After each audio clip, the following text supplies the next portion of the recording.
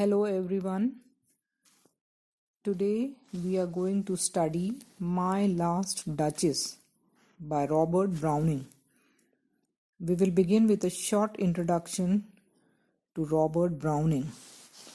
Robert Browning was born in 1812 and died in 1889.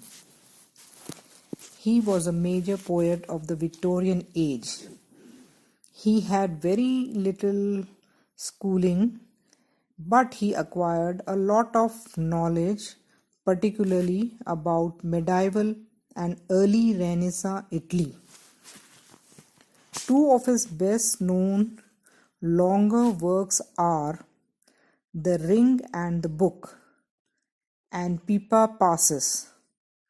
Among his shorter poems are The Pied Piper of Hamelin, The Last Ride Together, Evelyn Hope, Rabbi Ben Ezra, and The Grammarian's Funeral. His poetry is marked by vigor and ruggedness rather than by delicate artistry and by a robust optimism. He exhibits a deep understanding of human nature in his poems. His style is quite compressed and makes for obscurity. This poem is a dramatic monologue in which the Duke of Ferrara is talking about his first wife or Duchess who dies under suspicious circumstances shortly after marrying him. In the poem, the Duke is speaking to an emissary or an agent who is negotiating the Duke's next marriage to the daughter of another powerful family. So, in this poem, the Duke of Ferrara talks to the messenger or the emissary of his future wife's family and tells him about his previous wife, that is, the last Duchess, as the title of the poem suggests. Now, throughout the poem, we see that the Duke reveals his own belief that women are objects to be controlled, possessed, and discarded. He subtly suggests what he did to his last wife. Now, this poem shows the jealousy and hatred of the Duke and also shows the cruel and cunning character of the Duke, who is an Italian Duke at the time of Renaissance. So this poem gives us a very striking picture of the mixture of refinement which the Duke is, as well as it shows us the immorality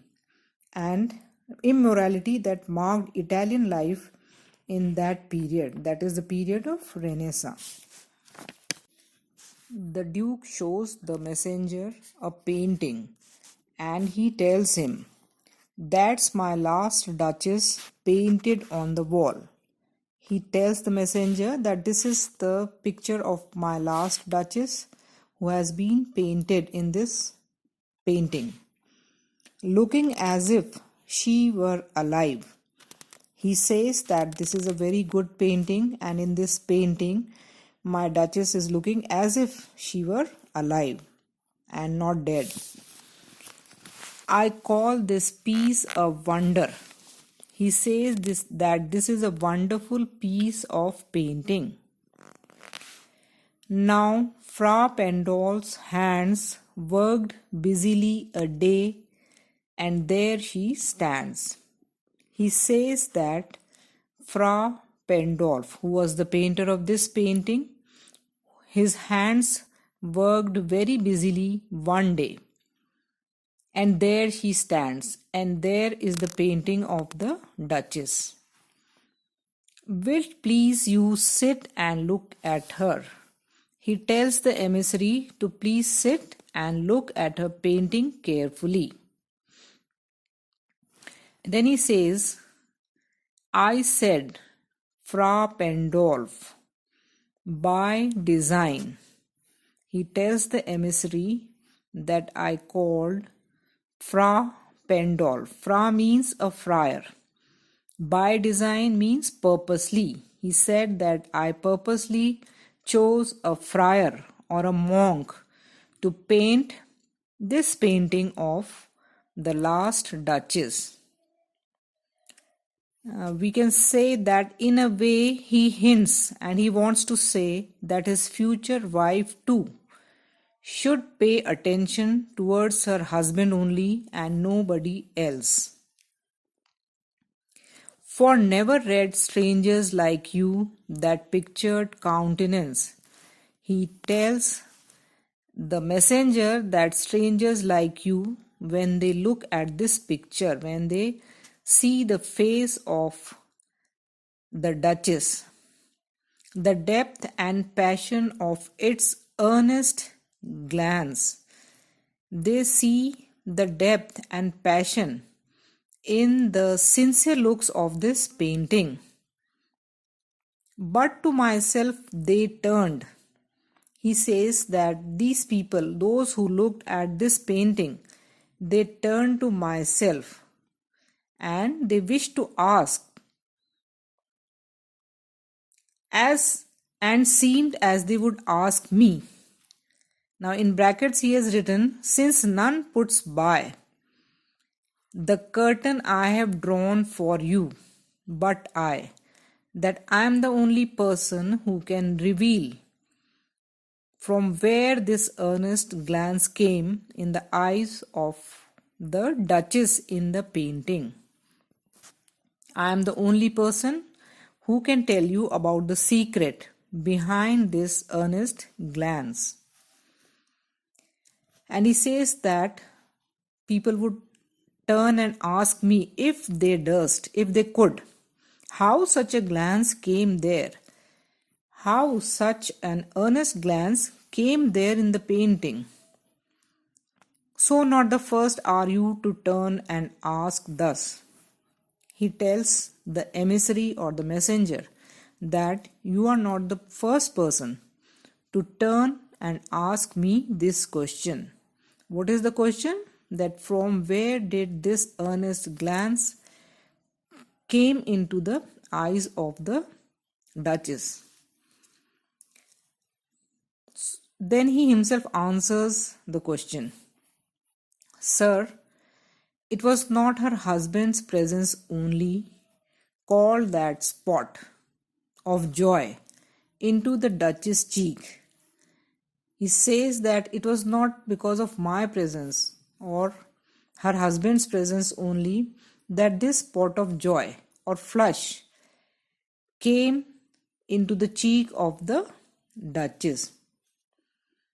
Perhaps Fra Pendolf chanced to say.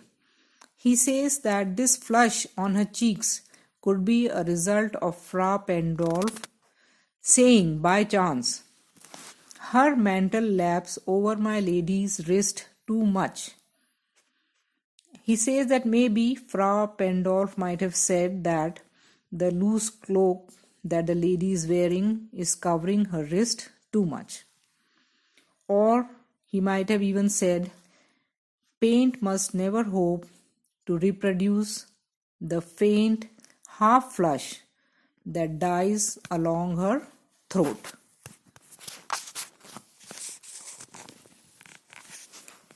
He says that Fra Pendolf might have even said that paint or color should never hope or expect to reproduce the faint half flush that is dying along the throat of the Duchess, that comes near her throat.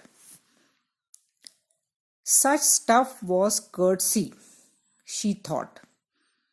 He tells the messenger that such things which Fra Pendolf might have said were considered to be courtesy by his wife, the last Duchess, and cause enough and reason enough for calling up that spot of joy. And this was the reason why that flush might have come on her cheeks. He said, she said, she had a heart. How shall I say? He says that she had a heart, and he says that I cannot explain. Too soon made glad, that her heart was very soon made happy, too easily impressed, and she was very easily impressed by people and by small, unimportant things. She liked whatever she looked on. She was a person who liked whatever she looked on, and her looks went everywhere. And he says that she looked everywhere. So this means that whatever she looked upon, she liked. Sir, it was all one. Then he tells him that everything was equally important for her. My favor at her breast, that is, my favor or the ornaments which he might have given to her, which she was wearing in her neck. The drooping of the daylight in the west. The dropping of the daylight in the west. That is the natural occurrences. The bough of cherries some officious fool broke in the orchard for her. Or if someone unwanted person brought a bough of cherries for her, she was equally happy for that also. The white mule she rode with around the terrace, and the white mule with which she rode around the terrace of the palace. All these things, all and each, would draw from her alike the approving speech. She would equally approve, like, and praise all the things, or blush at least. Hello everyone, we are going to study The Last Duchess by Robert Browning. We will begin from line 31. She thanked men. Good. The Duke tells the messenger or the emissary that the Duchess thanked men. His last Duchess thanked men, which is good. She should thank men. But thank somehow, I know not how. He says, but she thanked men in a manner he does not know, he cannot explain. As if she ranked my gift of a 900 years old name. He says that I gave my last Duchess a 900 years old name of my family. And he says that she ranked his gift with anybody's gift. So, he wishes to say that he cannot explain. She showed the same gratitude without any distinction of rank or position that she showed to the Duke. Who would stoop to blame this sort of trifling? The Duke tells the emissary that who would bow down to blame this sort of trifling. Even had you skill in speech, he says that even if a person had skill and art in making others understand, which I have not, he accepts that I cannot make others understand. To make your will quite clear to such an one, he says that people have the art or the trick of making others understand what they wish to convey. Even had you skill in speech to make your will quite clear to such an one, and say just this or that in you disgusts me. He says that even if a person had the skill of making his or her will or wish quite clear to a person and say that just this or that in you, that this quality or this behavior of yours disgusts me, annoys me. Here you miss or there you exceed the mark. That you should not behave in this manner, even if a person has the skill to say this thing. And if she let herself be lessoned so, and if the Duchess allows herself to be lessoned in this manner, to be taught how to behave, nor plainly set her wit to yours, did not argue openly, forsooth, in truth, and made excuse, she would justify her conduct. Even then, would be some stooping. He says that asking her to change herself, asking her to change her behavior, also requires some stooping, and I would not bend down, and I choose never to stoop. The Duke says that I choose never to stoop before my last Duchess. Oh, sir, she smiled, no doubt. He tells the messenger that she smiled, there is no doubt in that. Whenever I passed by her, she gave me a smile. Then he says that, but who passed without much the same smile? That there was no one who passed without the same smile which she gave me. That is, she smiled equally at every person who passed by her, not only her husband or the Duke. And this makes the Duke very jealous.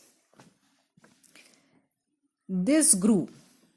The Duke tells the emissary that this behavior of his wife became intolerable for him. I gave commands. And he says that he gave commands. Then all smiles stopped altogether. And he says that when I gave commands, all the smiles stopped together. This means that the Duke got her killed or murdered because he could not tolerate her behavior. There she stands as if alive. He tells the emissary that, points out to that painting and says that there his last Duchess stands as if she were alive.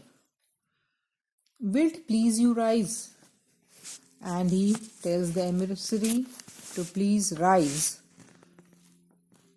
Get up.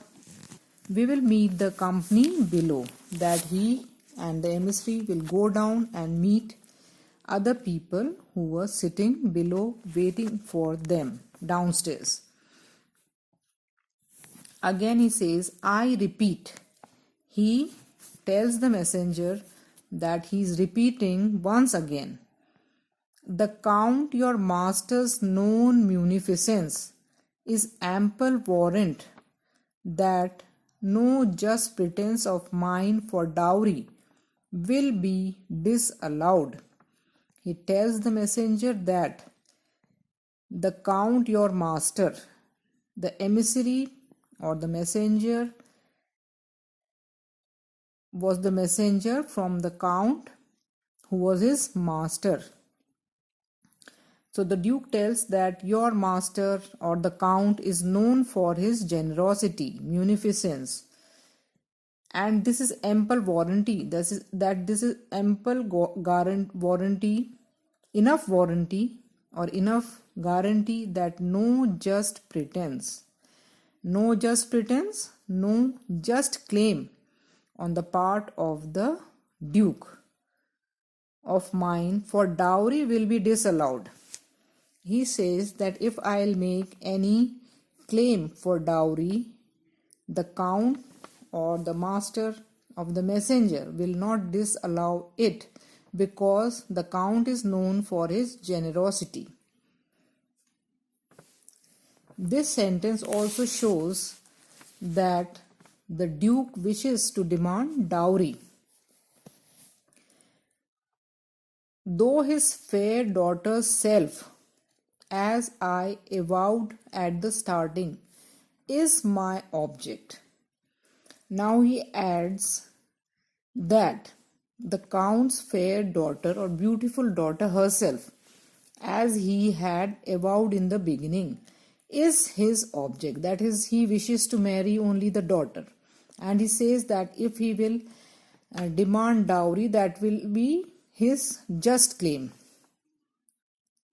They will go together down. Maybe the emissary or the messenger was going downstairs alone, but the Duke stops him and tells him that we will go downstairs together.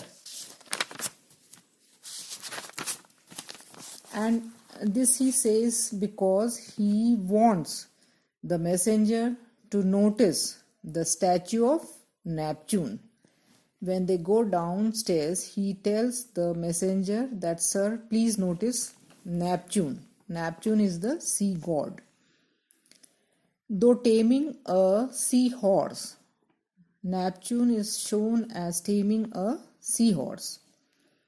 Though a rarity, he says that this is a rare statue, which Claus of Innsbruck cast in bronze for me.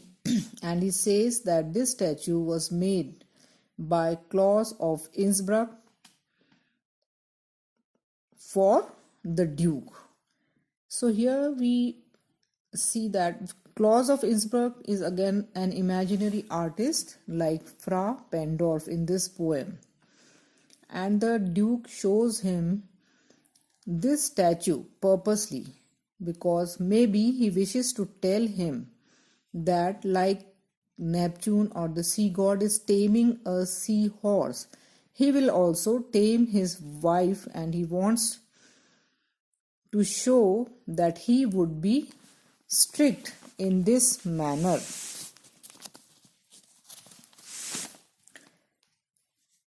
So this puts the finishing touch to the character of the Duke.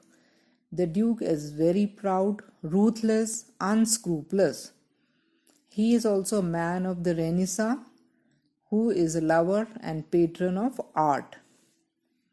As he goes down the stairs with the emissary, he points to the bronze statue of the sea god Neptune and also comments on the workmanship and origin, and gives a message to the messenger that how he would behave, how his behavior towards his future wife should be accepted. Thank you. Hello everyone. We are going to study The Last Duchess by Robert Browning. Hello everyone. We'll study the form, meter, rhyme scheme, literary and historical context of My Last Duchess by Robert Browning. The form of the poem My Last Duchess is a dramatic monologue. This form was particularly prevalent during the Victorian period, that is from 1837 to 1901. Now this form enabled Browning in this poem to explore the inner working of the mind of a narcissistic, power-obsessed tyrant, the Duke, from the past. Much as a novelist might, the speakers of dramatic monologues are often biased and decidedly unreliable, presenting only partial or warped perspectives on events. This certainly seems to be the case with the Duke. He repeatedly explains that his former wife, the last Duchess, was unfaithful and deserved the punishment which he gave him. A careful examination of the poem also reveals that she was only guilty of being kind to others and smiling too much. Yet because only the Duke is talking, he controls the narrative. The poem doesn't have clear breaks or stanzas. It consists of one long stream of couplets, 28 in all. The lack of distinct stanzas subtly reflects the Duke's clear love of hearing his own voice and his refusal to listen to others. He talks too much, and that there isn't room or space for a stanza break. The poem contains both open couplets, that is, rhymed and jammed lines, as well as closed or heroic couplets, that is, rhymed and stopped lines. Heroic couplets were very popular in England in the 18th century, and because of their regularity, they were considered an ideal form for literature of high seriousness, such as translations of ancient Greek epics. Open couplets, because of the lack of punctuation at the end of a line, are more flexible and subtly de emphasize their final rhymes. Now, Browning's poem uses both types of couplets, but the couplets are more often open than closed. Here we see that Browning is suggesting that the Duke is not as heroic as he imagines himself to be, and that is the Duke's cruelty. Like the poem's rhymes are hiding in plain sight and waiting for something to notice the disturbing pattern. Now, the meter of the poem, The Last Duchess. Browning's My Last Duchess is written in iambic pentameter throughout, although some lines make that easier to detect than others. The poem's final line is one of the simplest to find out, since the entire line is one complete phrase and with proper names to show the stresses. Iambic pentameter tends to mimic or copy the sound of regular speech, meaning its use here makes the poem sound more conversational, like when the Duke is just chatting with a friend rather than artfully choosing his words. Of course, this is likely that Duke's intent to seem like he's speaking off the cuff when in reality he is following a strict script that allows him to dominate and manipulate his listeners. The meter of the poem too seems conversational, but it follows a strict pattern. The poem does break from this pattern at times, though, as the first two lines demonstrate. That's my last Duchess, painted on the wall, looking as if she were alive. I call.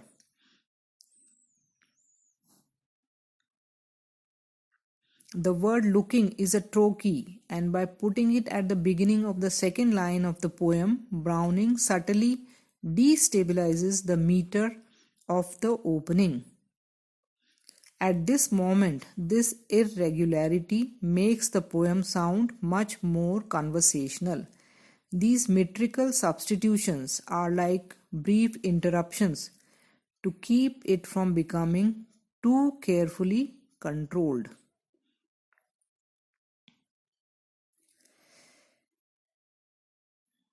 So, the rhyme scheme of the poem My Last Duchess is written in rhyming couplets.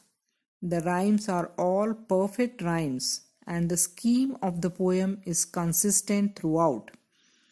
It follows the pattern AA, BB, CC, DD, and so forth right until the end of the poem. The rhyme scheme is subtly de emphasized, however, by the poem's lack of end stopped lines because all the lines are enjambed, freely flowing from one to the next without definitive ends. The rhymes seem nearly hidden when read out loud. The ends of sentences don't always align with the end of the actual lines of the poetry, and this gives the poem a more conversational quality.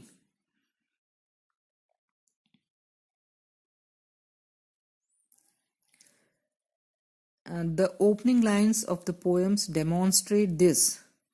That's my last Duchess painted on the wall, looking as if she were alive. I call the piece a wonder now, Fra Pendol's hands. Wall and call rhyme, but because the sentence with call is enjambed, the rhyme almost disappears. The line swiftly goes on to the next line in order to complete its sentence.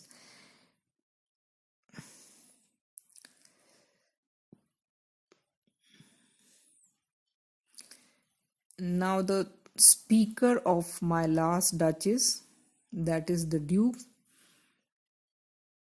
of Ferrara, who is addressing the emissary of a count before dowry negotiations for the count's daughter.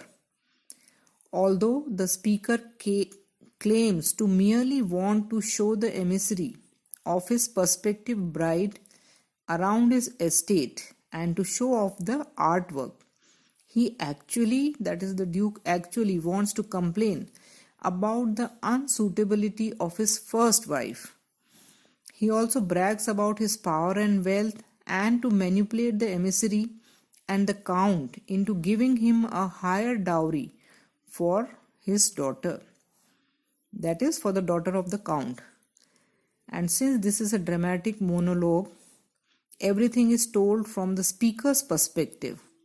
The readers never hear the emissary speak nor learn how the Duke's words are received. Throughout the poem, the speaker unintentionally reveals himself to be a tyrant and an expert manipulator, and also a murderer. Now, the setting of my last Duchess is Duke of Ferrara's estate in the 16th century Italy. Although the poem does not include many detailed descriptions of the estate itself, it does describe the Duke's extensive art collection, including the painting of the Duke's former wife, the Duchess, and also a statue of god Neptune taming a seahorse. Both these works of art are produced by famous, though fictional artists in this poem, making them markers of the Duke's wealth. It is safe to think that this estate is large and impressive, given the Duke's emphasis on the social status. The poem takes place in front of a large painting of Duke's wife, who is presumably now dead. The painting has not been placed haphazardly in the estate either. It has curtains around it and also a seat in front of it. This argument allows the Duke to manipulate his guests into listening to him.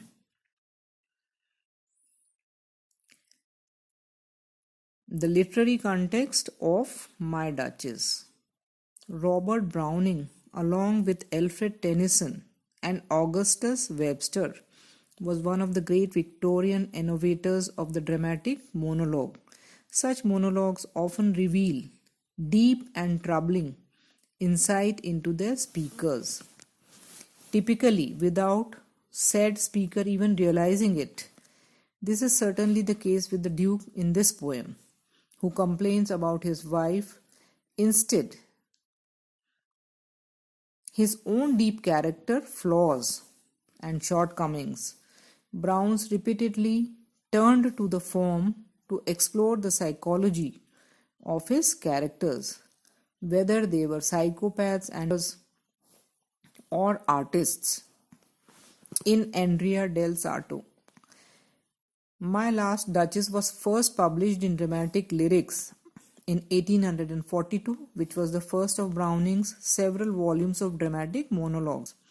Like several of his dramatic monologues and longer narrative poems, Browning set My Last Duchess in Renaissance Italy, and although his speaker, the Duke of Ferrara, is not an artist himself, as the speakers of other poems are, he is a patron of arts. Although it did not become famous when it was originally published, but the poem is now regularly printed in anthologies and upheld as a prime example of dramatic monologue. The poem has reappeared in a number of contemporary literary works. The historical context of the poem. Now, Browning wrote this poem during the Victorian era, which encompassed the second half of the 19th century, during the reign of Queen Victoria in England. Victorians were very fascinated with the Italian Renaissance, including its poetic forms, music, architecture, and culture. And the Renaissance, which extended from 14th to the early 17th century, placed an emphasis on humanism, individualism, the arts and science, all of which particularly appealed to a Victorian society that was making scientific and artistic advances of its own. The Renaissance also was a time when some elite and wealthy families served as patrons of artists, supporting their favorite artistic endeavors. In a way, the poem critiques such patrons as perhaps being more concerned with the social clout confirmed by being associated with certain artists that they were with the actual artwork itself. In other words, it suggests that some patrons of art just wanted to seem cool and influential by supporting artists, but they really didn't actually appreciate their art. This poem focuses on real historical patron of the arts, the Duke of Ferrara, also known as Alfonso d'Este. The Duke of Ferrara was an actual historical figure who lived in Italy in the late 1500s. Like the speaker, Alfonso too had multiple wives, the first of which died very young and after only a few years of marriage. Okay, thank you. Hello everyone. We are going to revise My Last Duchess by Robert Browning. As you know, My Last Duchess is a dramatic monologue. It is written by the Victorian poet Robert Browning, and it was written in 1822.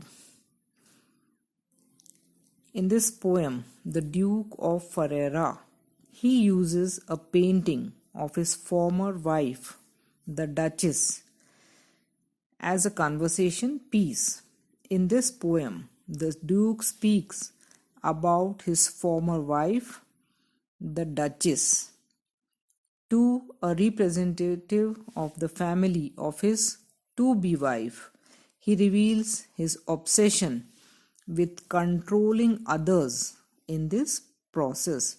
Browning uses this compelling psychological portrait in order to describe the despicable character of the Duke.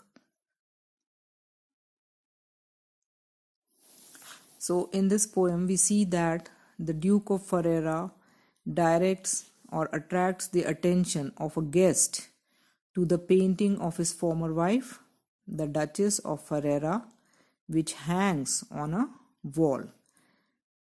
The Duke praises the painting for looking very lifelike, and then he remarks on how hard the painter of this painting, Fra Pendolf, worked hard on it one day.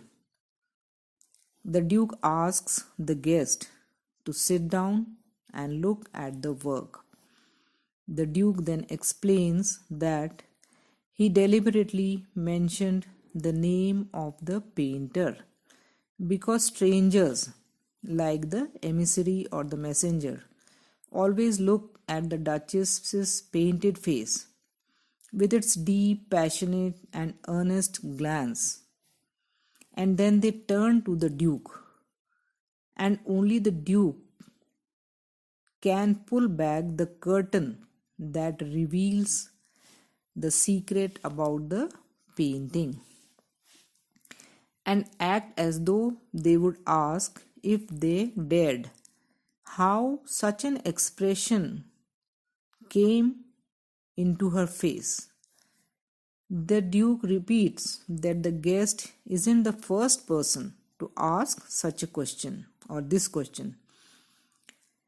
Then he continues by saying that it wasn't only his presence, that is, the presence of the Duke, that brought that look, earnest look, into the painted eyes of the Duchess, or the blush of happiness into her painted cheek. He says that perhaps Fra Pendolf, the painter, had happened to compliment his Duchess by saying that her shawl drapes over her wrist too much, or that he might have said the paint could never recreate the faint half blush that is fading on her throat. The Duke insists that the former Duchess thought that comments like these were reason enough to blush, and he criticizes her in a halting way for being too easily made happy or impressed. He also claims that she liked everything and everyone that she saw, although his description suggests that she was ogling everyone who crossed her path. The Duke objects to all this.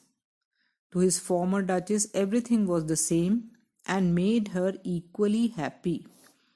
Whether it was a brooch or present from him, that is, the Duke, her husband, that she wore at her chest, or the sun setting in the west, or a branch of cherries which some interfering person snapped off a tree in the orchard for her, or the white mule she rode on around the terrace. He says and he claims that she would say the same kind words or give the same blush in response to all the above actions.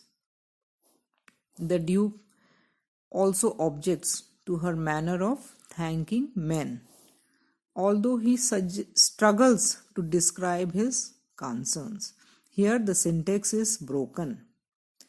Specifically, he complains that she values his pedigree and social position, that is, his 900-year-old name, as equally important to anybody else's gifts to her, because she thanked all others equally. And also she felt equally happy with other gifts, and she did not distinguish in them. The Duke rhetorically asks whether anyone would actually lower himself enough to argue with someone about their behavior.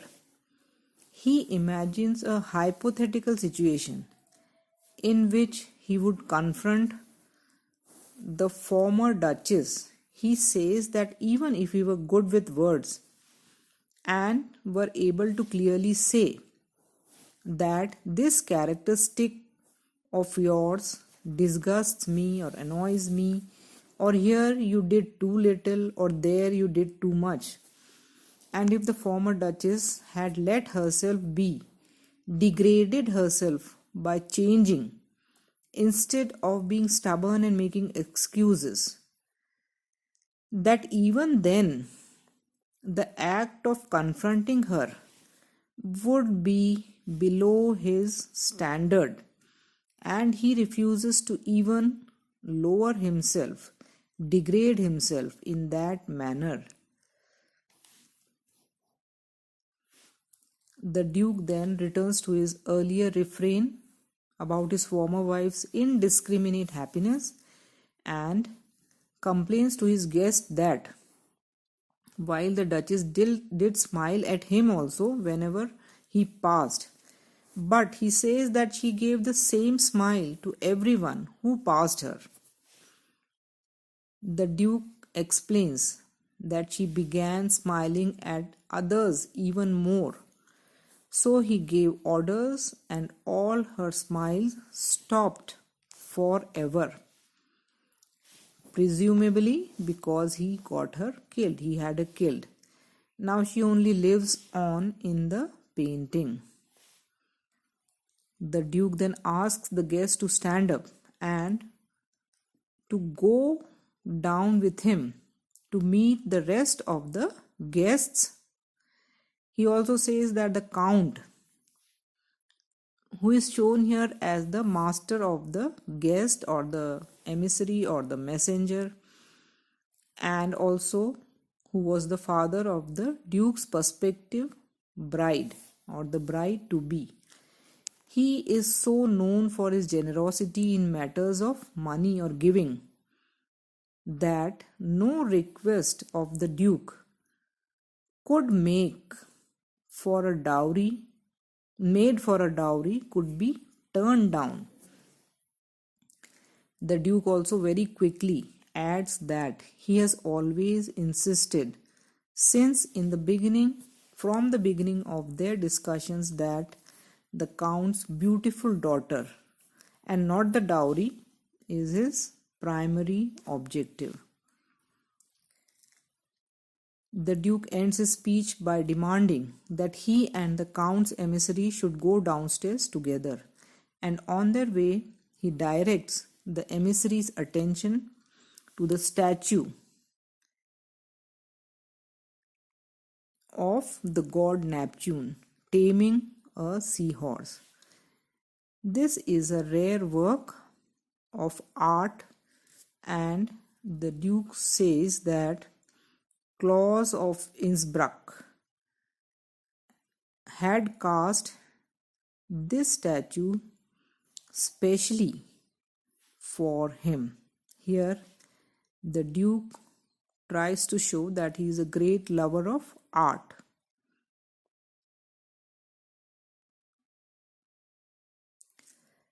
So here we see that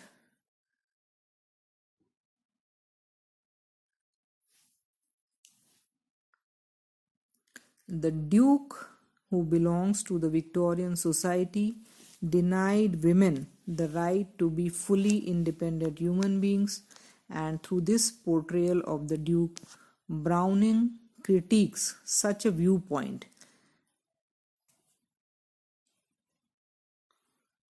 The objectification and dehumanizing processes that rob women of their full humanity. The Duke's treatment of the painting reflects his treatment of women as objects to be owned. His description of the painting as a piece and a wonder portray it as a work of art rather than a testament to a former love. By repeating the name of the painter, the famous Fra Pendorf, 3 times in the first 16 lines, he again implies that he values the painting because of its status as an object that shows off his, that is the Duke's, wealth and crown.